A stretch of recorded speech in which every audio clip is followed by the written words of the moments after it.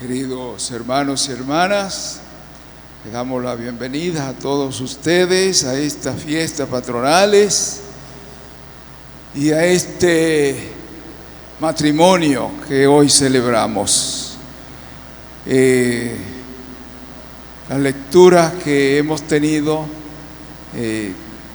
las parábolas, una la explicó Jesús, la parábola de el trigo y la cizaña, ya la explicó Jesús. Yo voy a centrar la atención en la última parábola, que es... ¿De qué trata la última parábola? Eran tres. ¿De qué trata? ¿Quién me dice?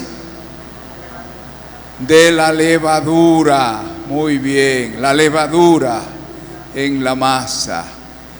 Quiero que centremos la atención sobre esa levadura, la levadura que se echa a la harina y que hace crecer la harina, la fermenta y la hace crecer.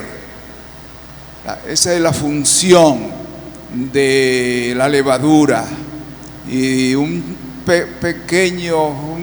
chin de harina hace un pan grande, y nos engañamos porque hay un pan grande, pero hay poca sustancia. La levadura que hace crecer. Pues a mí me han dicho de un tema que se está tratando, que quieren que yo trate hoy, y lo voy a hacer brevemente porque quiero que Monseñor Raúl Versosa le diga un mensajito a Calistre y a Socorro. Entonces, el tema que me ha tocado es el tema de la comunión en la iglesia. Sabemos que Jesús encomendó a sus discípulos de que se amaran unos a otros.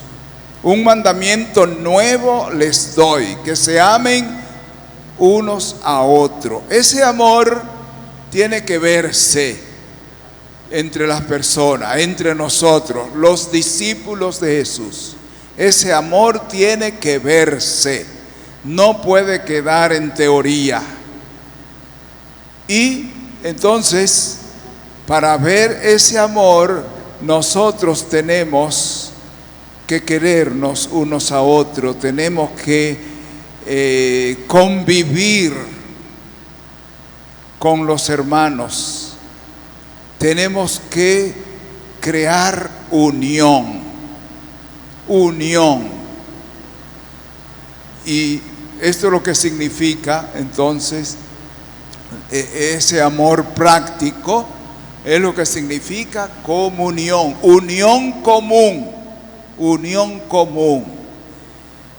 Esa unión común, que es la práctica del amor unos a otros, es lo que la iglesia tiene como compromiso, como tarea de realizar. La iglesia, eso que somos nosotros, la iglesia, tenemos que vivir en comunión, es decir, en unión unos a otros, como prueba de ese amor que Jesús encargó a sus discípulos. Nosotros tenemos que darlo, que demostrarlo. Y eso se llama comunión, unión común. El Concilio Vaticano II ha definido la iglesia como misterio de comunión. Misterio de comunión. Es decir, la iglesia tiene la tarea de ser esa unión, de ser comunión. Es algo esencial a la iglesia, que quiere decir que si eso no está, si eso no se hace, entonces no es la iglesia.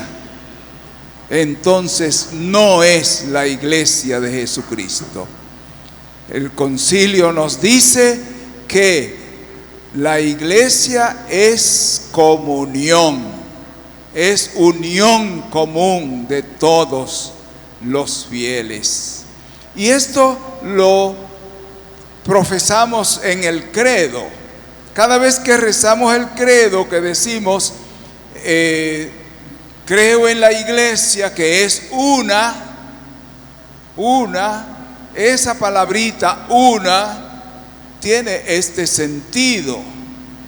Esa iglesia una que dice el credo tiene este sentido. En primer lugar, que es la unidad, una.